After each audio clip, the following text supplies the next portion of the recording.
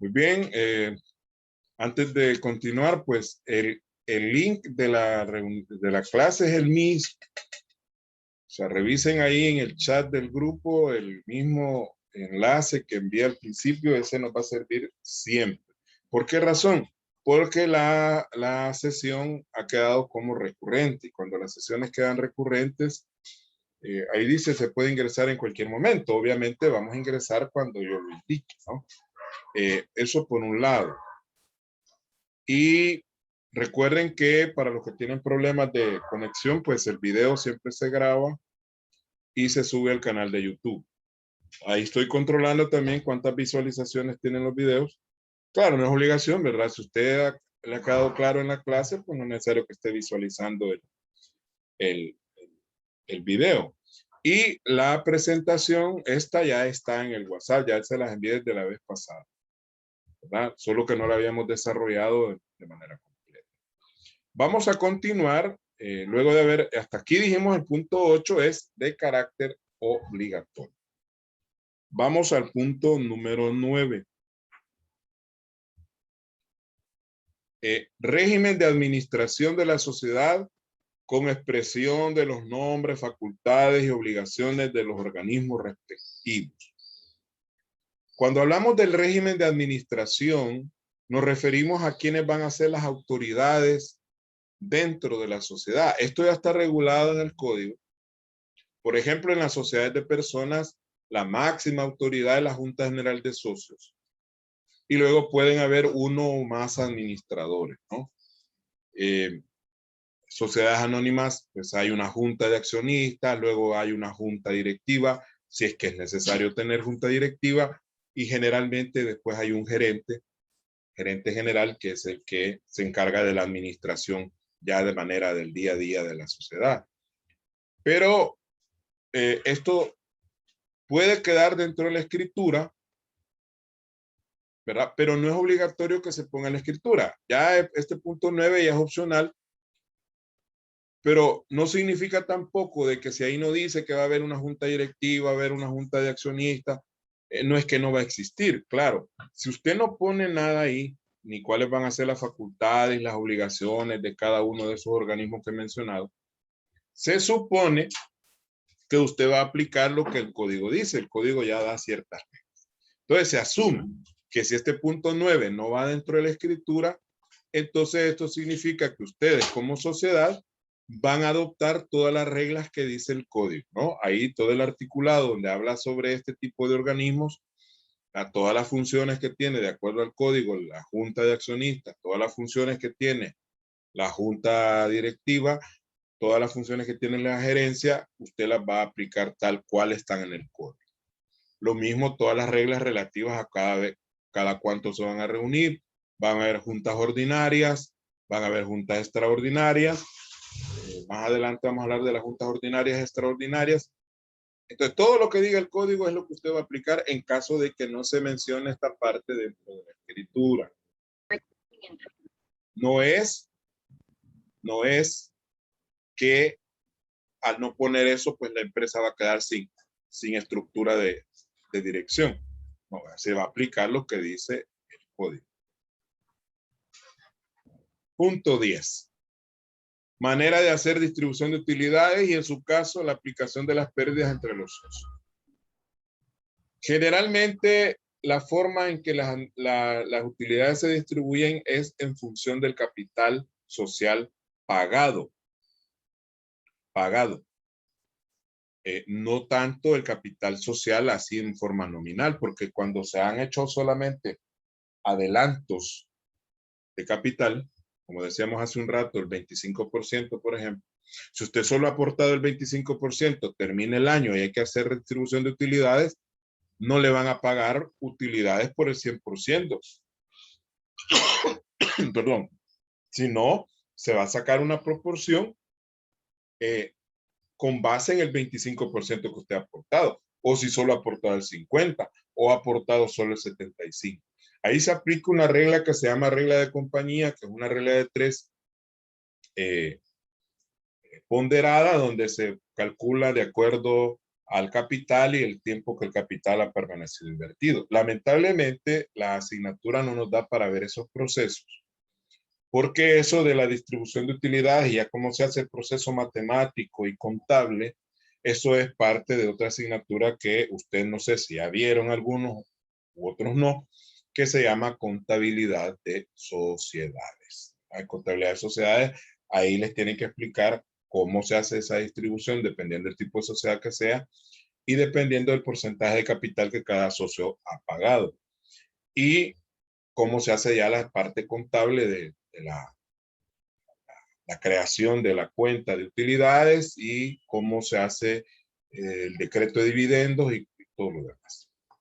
Pero si la sociedad no dice en la escritura cómo vamos a distribuir las utilidades o en su caso cómo vamos a aplicar las pérdidas, porque las pérdidas no se distribuyen, ¿verdad? Porque no son plata, esa es plata faltante en lugar de plata sobrante. Entonces las pérdidas se aplican y generalmente las pérdidas se aplican contra utilidades de ejercicios anteriores si es que las hubiese. Esa es la prelación, se le llama, de la aplicación de las pérdidas. Cuando digo prelación es a qué se aplican primero y luego a qué se aplican después. Si hubiesen utilidades de ejercicios anteriores que no se repartieron en su momento, pues a esas se le va a caer la pérdida, ¿no? Si esas utilidades de ejercicios anteriores no hubiere o no alcanzaran, como puede ser cualquiera de los dos casos, no hay utilidades de ejercicios anteriores, o sí hay, pero no alcanzan. Por ejemplo, usted tiene una pérdida de $20,000 y las utilidades de ejercicios anteriores son 5,000, pues prácticamente las $20,000 se comen las utilidades de ejercicios anteriores y todavía queda un remanente de $15,000 de pérdida que no se cubre. Las 20,000 menos los 5,000 de utilidades. Si no alcanzaran las utilidades, dice que se aplicarán contra las reservas. Para eso hay reservas. Reserva, la reserva legal, para eso está. Ahora, si la reserva tampoco alcanza, se come la reserva y aún así queda pérdida pendiente, entonces se aplica directamente el capital. Pero como usted ve, hay una protección del capital social en cuanto a que si hay utilidades, ahí se le aplica primero, luego a reservas y por último a capital. Ahora, puede haber otra opción. Fíjese bien, cuando hay pérdida. La otra opción es que los socios, para no ver afectado el patrimonio, o sea, porque de alguna manera, más bien siempre, habría reducción del patrimonio al aplicar la pérdida, porque reduciría las utilidades que están acumuladas, reduciría la reserva y en un punto extremo, pues, afectarían el capital social. Entonces, para no reducir el patrimonio, a veces los accionistas o socios lo que hacen es cubrir las pérdidas ellos en efectivo. Es decir, ellos dan plata u otro tipo de bienes para cubrir la pérdida y de esa manera no afectar el patrimonio. Pero eso ya es decisión de la Junta de Accionistas y podría ser, fíjese bien, que en este punto número 10 ya quede establecido, ¿no? Que cuando hayan pérdidas, los accionistas busquen primeramente la forma de cubrirlos de manera,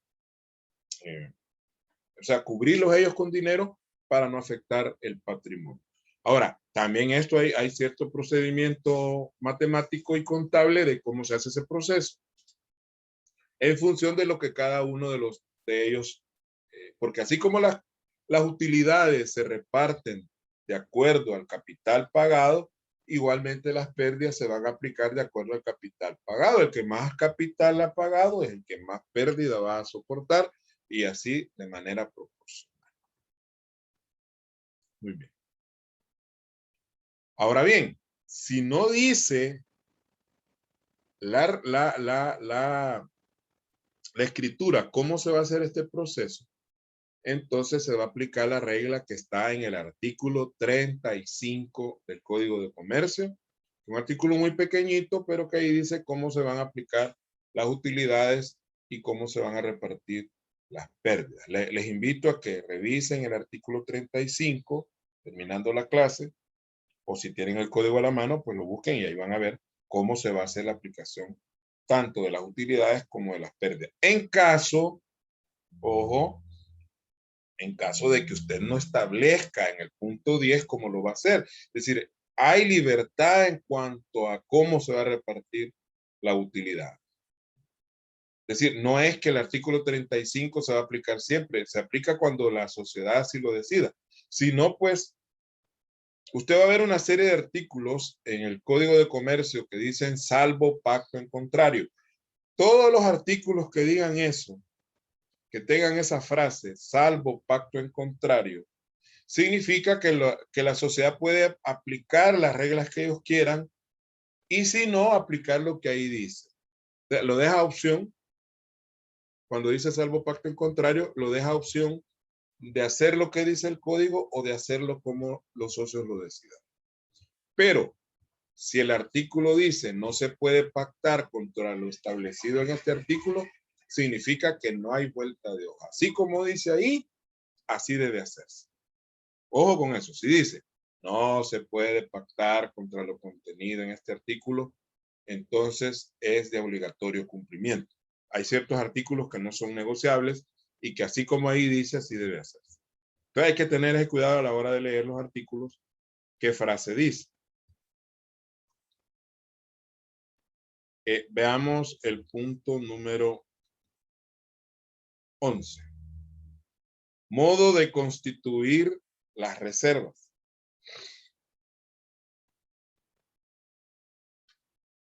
Ya el código establece, de acuerdo a los tipos de sociedad,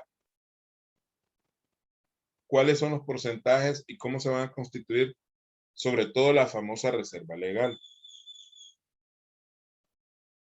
Más adelante les va a quedar un trabajito ahí, una investigacióncita pequeña sobre un comparativo de los tipos de sociedad y cómo se aplica varios aspectos, entre ellos la reserva. Pues, si una sociedad de nombre colectivo dice que la reserva legal se constituye aplicando el 5% sobre el sobre las utilidades netas, ¿verdad? El 5% sobre las utilidades netas. Y si la sociedad anónima, pues se le aplica el 7% de las utilidades netas. Y si es sociedad colectiva, pues aparte del 5%, el límite de la reserva es la sexta parte del capital. O sea que cuando llega a la sexta parte del capital ya no es obligación seguir creando la reserva.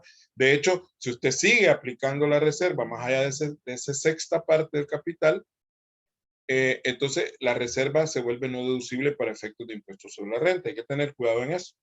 Porque la reserva legal es deducible de impuestos siempre y cuando esté dentro del límite que legalmente se establece.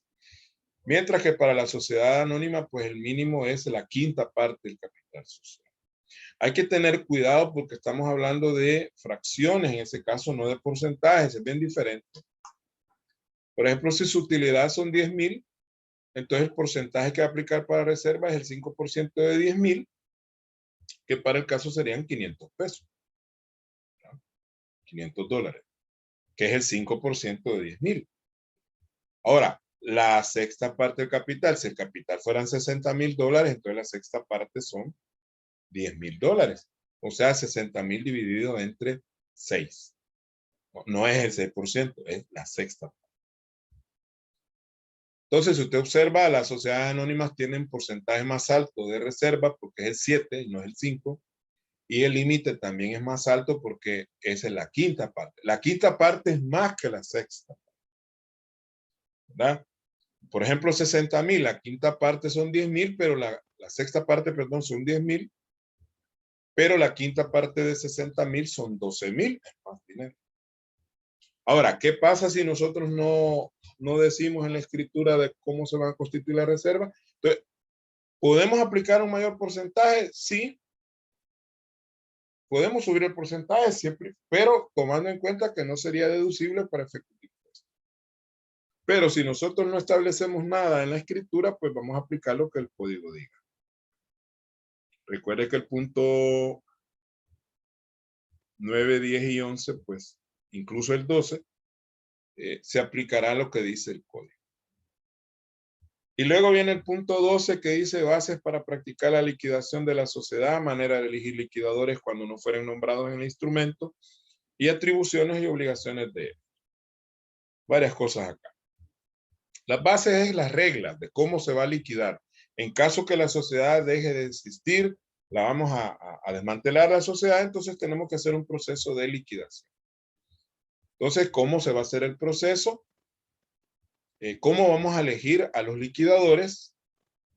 Siempre y cuando no estén nombrados de una vez, porque a veces en la misma escritura ya dice quién va a ser. Esto no conviene nombrar liquidadores desde la escritura porque uno no sabe, ¿verdad? En qué momento se va a dar este proceso y no sabemos en qué términos vamos a estar con estas personas que nosotros estamos nombrando. Generalmente estas personas deben ser personas que no son socias para garantizar la imparcialidad, es decir, porque liquidar significa vender todo lo que queda, pagar deudas, incluyendo las obligaciones fiscales, y repartir entre los socios lo que quede. Ese es liquidar. Es el proceso donde se le da fin materialmente a la sociedad, diferente a la disolución. La disolución es cuando hacemos la escritura y decimos, disolvemos la sociedad. Pero no es que ya se disolvió y cada quien agarra por su lado, no, porque ahí, la empresa ahí está el edificio, ahí están las máquinas, ahí está la mercadería, ahí están los vehículos, hay deudas con los bancos, hay que pagarle al Ministerio de Hacienda. Entonces, hay que nombrar uno o más liquidadores, depende, ¿verdad? Porque a veces es tanta la masa patrimonial de la sociedad que hay que contratar varios. Generalmente son contadores o abogados que se dedican a vender todo, pagar deudas y saldar deudas con el fisco y por último repartir entre los socios lo que queda. Entonces no conviene nombrarlos desde ya porque no se sabe, ¿no? Puede ser que ya se haya muerto la persona cuando ya toque liquidar. Entonces generalmente ahí solo dice cómo se van a nombrar, generalmente no van mencionados, ¿no? Y de una vez se pone cuáles van a ser las atribuciones de los liquidadores y cuáles serán también sus obligaciones. Si nosotros no ponemos esto en la escritura, entonces vamos a aplicar lo que dice el código, donde hay capítulos completos sobre la liquidación de la sociedad. Vamos a aplicar esa. Este proceso también lleva su parte aritmética, si lo podemos ver de esa manera, y su parte contable. Es muy interesante verlo, ¿no? Se presenta el balance final de la sociedad a la hora de que se disuelve y ya se hace todo el proceso de, perdón, de liquidación. A veces hay ganancias en la liquidación y hay pérdidas en la liquidación. Por ejemplo, la mercadería, si se vende por debajo del precio, que es lo más seguro, se le va a tener una pérdida. Pero puede ser que paguemos un préstamo y el banco nos haga un descuento por estar pagando el préstamo anticipadamente. Puede ser que nos haga un descuento. Entonces ahí vamos a ir calculando gastos de liquidación e ingresos de liquidación. Y al final, los ingresos de liquidación menos los gastos de liquidación nos va a dar una utilidad de liquidación o una pérdida de liquidación, la cual se la vamos a aplicar a lo que queda, se lo vamos a restar en caso que haya pérdida o se lo vamos a agregar en caso que haya utilidad y vamos a hacer un estado de liquidación donde nosotros vamos a pagarle a los accionistas o socios lo que ha quedado. Entonces, un proceso bien interesante que lleva cálculos y que lleva también partidas, pero como repito, esto es parte de la asignatura de contabilidad de sociedades. Bien, terminamos aparte.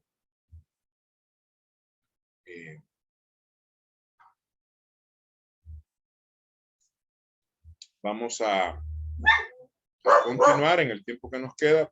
Permítanme.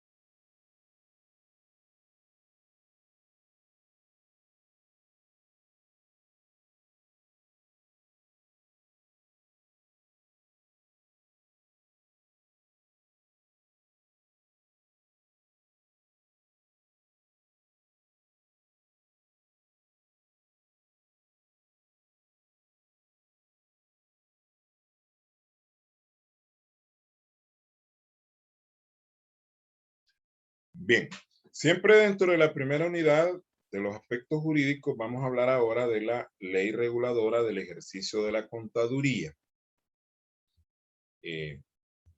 Aspectos básicos, porque la ley, pues, aunque es corta en su articulado, pero pues si la empezamos a estudiar a dedillo, pues no nos alcanzaría el tiempo para ver todo. Se ve a mayor detalle, bueno, al menos yo lo hago cuando doy auditoría 1. En auditoría 1 sí uno se puede extender un poco más porque prácticamente la asignatura requiere que se conozca esta ley de manera un poquito más concreta. Sin embargo, pues vamos a hablar de varios aspectos importantes de esta ley.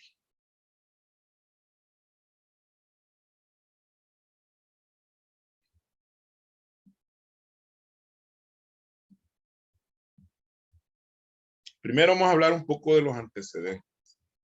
Esta ley fue promulgada el 26 de enero del año 2000 y publicada en el Diario Oficial del 3 de febrero de ese mismo año. O sea que es una ley relativamente nueva, es una ley millennial, ¿verdad? Es una ley que surgió a partir del siglo XXI prácticamente, porque ya el año 2000 es parte del siglo XXI, y que su creación obedeció a la exigencia establecida en el Código de Comercio aprobado en 1970. Ese es el Código de Comercio vigente que tenemos ahora, con la última reforma que mencionamos del año 2008. El cual en su artículo 290 menciona que existirá una ley especial sobre esta materia. O sea, había una deuda jurídica como muchas que existen en nuestro país, donde hay leyes que mencionan la existencia de otras leyes y que a veces esas otras leyes no existen. Aún la misma Constitución habla, menciona en su articulado algunas leyes que deben existir y que cuando uno las busca, pues no existen, ¿no? Dice, ahí habrá una ley especial, dice que regulará esta materia, habrá una ley especial sobre este aspecto. Y al final, pues, se crean estas leyes ya mencionadas mucho después de la ley original. O sea, esto se creó prácticamente, si nosotros hacemos cuentas, pues 30 años después de haber sido promulgado el Código de Comercio, se le dio cumplimiento a lo que dice el artículo 290 y se creó la ley reguladora. Había una ley reguladora, pero en los años 40 que prácticamente no era aplicable.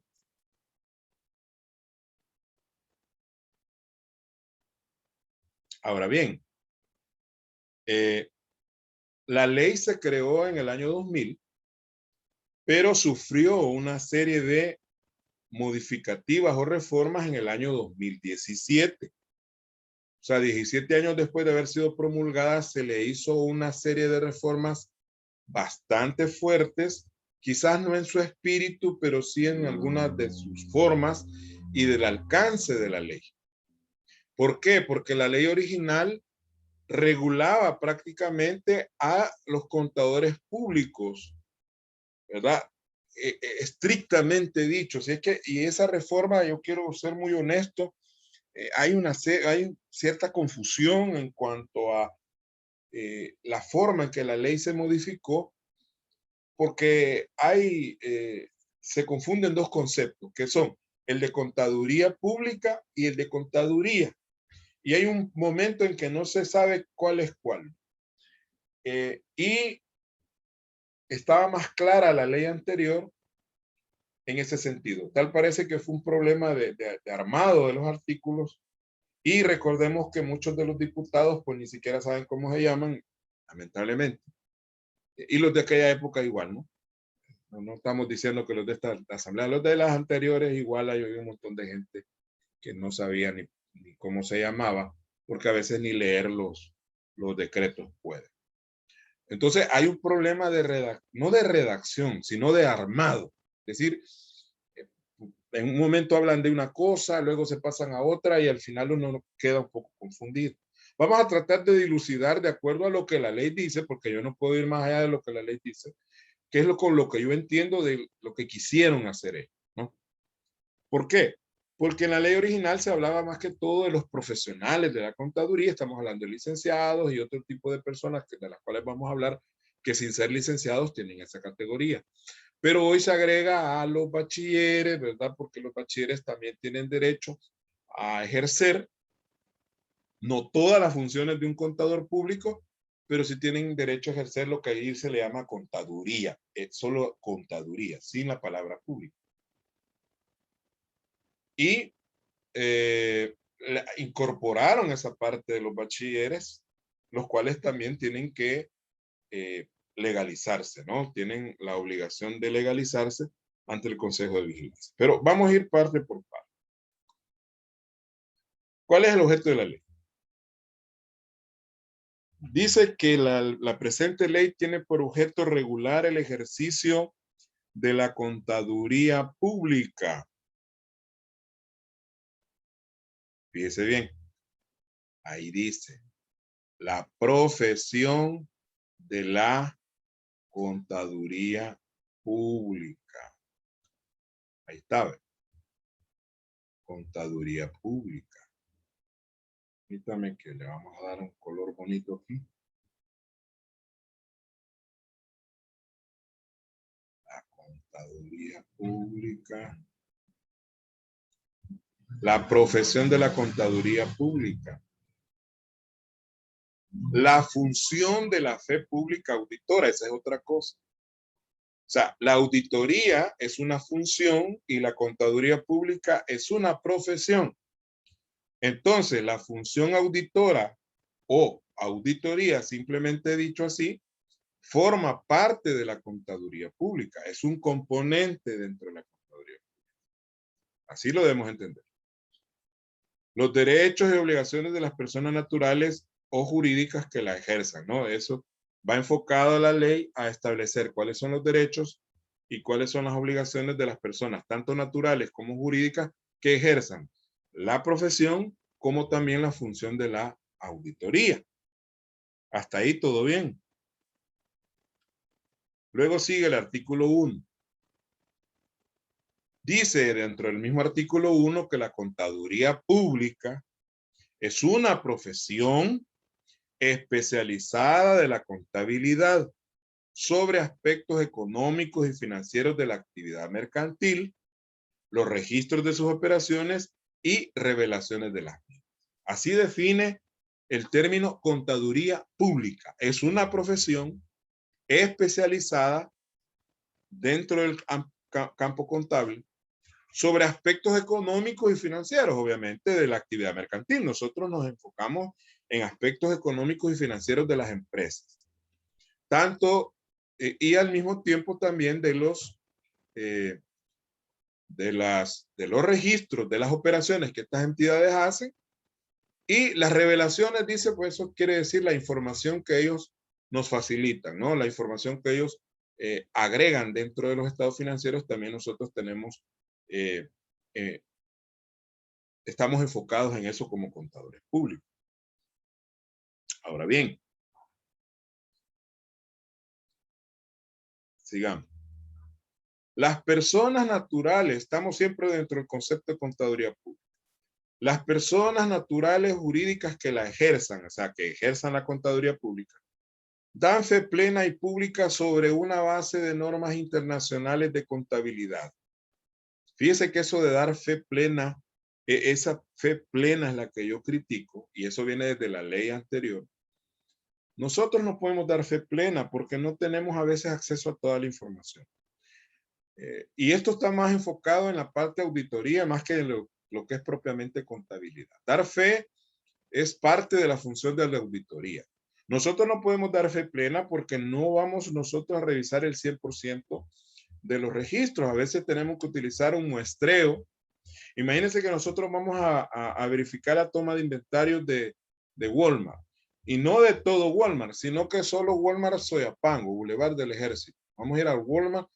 ¿Cuántos productos diferentes hay en Walmart? ¿Será que nosotros vamos a tener acceso a todo el inventario de la tienda del Boulevard del Ejército. Bueno, probablemente no. Entonces vamos a usar muestras, por lo tanto no podemos dar fe plena nunca. Pública sí, porque nosotros vamos a decirle a otras personas, mire, esto está de esta y esta manera, por eso estamos dando fe, pero no es una fe plena, ¿no? Es una fe relativa, se puede llamar de esa manera. Pero esa es mi opinión. Ahí dice que hay que dar fe plena y pública. Sobre una base contable de normas internacionales de contabilidad y de normas internacionales de auditoría. También quiero aclarar esto de las normas internacionales de contabilidad, que hay 3 grupos de normas internacionales en el área de contabilidad y las 3 son válidas. Son las normas internacionales de contabilidad propiamente dicha, que eran 41, que son las originales, y que muchas de ellas han sido derogadas por otras que han ido surgiendo después, pero que hay unas normas internacionales de contabilidad que todavía están vigentes y esas son válidas. Luego están las normas internacionales para informes financieros, que son las que han ido sustituyendo de manera paulatina las normas internacionales de contabilidad. Ojo con eso. Es decir, no es que las normas internacionales para informes financieros sustituyeron de tajo a las normas internacionales de contabilidad, sino que lo que han ido haciendo es sustituyendo una por una las que ya habían y agregando nuevas. Así se va dando el proceso.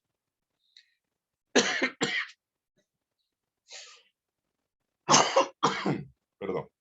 Y luego las normas internacionales para informes financieros para pequeñas y medianas entidades o conocidas como NIF para pymes, que son las que se aplican en nuestro campo en la mayoría de las empresas por sus propias características.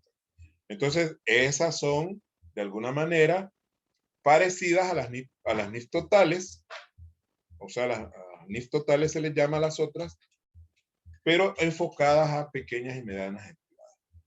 Todas ellas son normas internacionales de contabilidad, pero hay unas que se llaman propiamente así, ¿no? Pero todas son normas de contabilidad. Y las normas internacionales de auditoría, o NIAS, que esas sí son una sola, ¿verdad? Respectivamente, adoptadas y legalizadas por el Consejo de Vigilancia de la Profesión de Contaduría Pública y Auditoría, que se denomina Consejo o CVPCPA.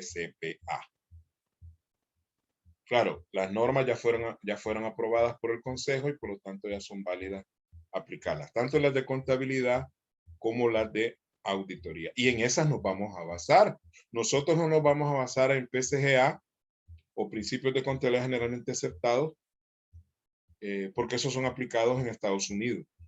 Tampoco nos vamos a basar en auditoría, en los SAS o declaraciones sobre normas de auditoría, porque esos también son aplicables en Estados Unidos. Nos vamos a basar en normas internacionales, porque de acuerdo al Código de Comercio son las normas adoptadas por el Consejo. Y aquí hago yo esta aclaración. Esto que está allí es de mi cosecha, eso yo lo he escrito. Si bien es cierto, la ley no aclara de manera concreta la diferencia entre contaduría y la auditoría, no tanto en cuanto a qué se refiere, ¿no? Contaduría sabemos que es llevar la contabilidad de un negocio, por ejemplo, eso es contaduría. Hacer auditoría de estados financieros, eso es auditoría. Quizás aquí la redacción también yo me fui en la de Choto. No tendría que decir así, sino que no aclara más bien qué es contaduría y qué es contaduría pública. Ahí es donde está la confusión. Se puede deducir analizando los requisitos establecidos en el artículo 2 en cuanto a los requisitos de autorización. Hablemos de eso. Requisitos para ejercer la contaduría. Entendiendo aquí no como contaduría pública, joven. Aquí no es contaduría pública, es contaduría en el sentido de llevar contabilidades, ¿no? Que es lo que algunos de ustedes creo yo que ya hacen. Son los contadores o auxiliares contables de una empresa. A eso se refiere esto. O sea, no auditan. Esto no incluye auditoría. Esto solo incluye contabilidad. ¿No? ¿Quiénes pueden, están aptos para ejercer la contaduría? Los que tuvieran título de licenciado en contaduría pública conferido por alguna de las universidades autorizadas en El Salvador. Si usted es licenciado en contaduría pública, ¿verdad? Que es lo que se llama contador público académico, usted tiene autorización para ejercer la contaduría. Los que hubieran obtenido en universidades extranjeras un título similar y que se haya hecho un proceso de incorporación. O sea, usted trae el título de otro país, tiene que ir al Ministerio de Educación, le evalúan el plan de estudios, le revisan qué materias llevó y si es compatible con los programas de nuestro país, pues lo incorporan y ya le dan validez como que usted hubiera estudiado aquí. Y esto creo que lo vamos a retomar la próxima clase, porque no va a quedar totalmente claro y ya tenemos poco tiempo. Veamos el cuarto. Las personas jurídicas conforme a las disposiciones de esta ley. O sea, ya hablamos de despachos, ¿no? Los despachos contables que ya hayan pasado por todo el proceso de legalización tienen también, pueden ejercer la contaduría. O sea, un despacho puede llevar contabilidades de todo tipo de empresas agrícolas, comerciales, industriales, etc. Y ahí va el punto 4. Los que tuvieran título de contador, tenedor de libros, bachiller en comercio de administración, bachiller en comercio de administración, opción contaduría o vocacional en contaduría reconocido por el Estado. Estos títulos de contador se daban anteriormente, lo mismo que el tenedor de libros. Y actualmente pues son bachilleres, ¿no? ¿Pueden ejercer la contaduría? Sí, es decir, llevar contabilidades pueden, pero tienen que hacer el proceso de legalización y también se les otorga sello. Vamos a dejar hasta ahí, jóvenes, vamos a retomar. Quizás nos vamos a reunir todos los sábados porque yo siento que no avanzamos. Entonces, creo que el próximo sábado hay parciales. Ya les voy a explicar en un mensaje. Lean todo lo que hemos visto hasta ahorita. Y de eso va a ser el parcial. El parcial va a ser en línea. Va a haber un formulario que yo les voy a enviar el enlace del formulario al WhatsApp. Usted va a ingresar, va a contestar las preguntas y me lo va a enviar. Pero eso se lo voy a explicar bien ahí dentro del mismo enlace. Así que quedamos hasta ahí. Muchas gracias y feliz fin de semana. Gracias, licenciado. ¿No?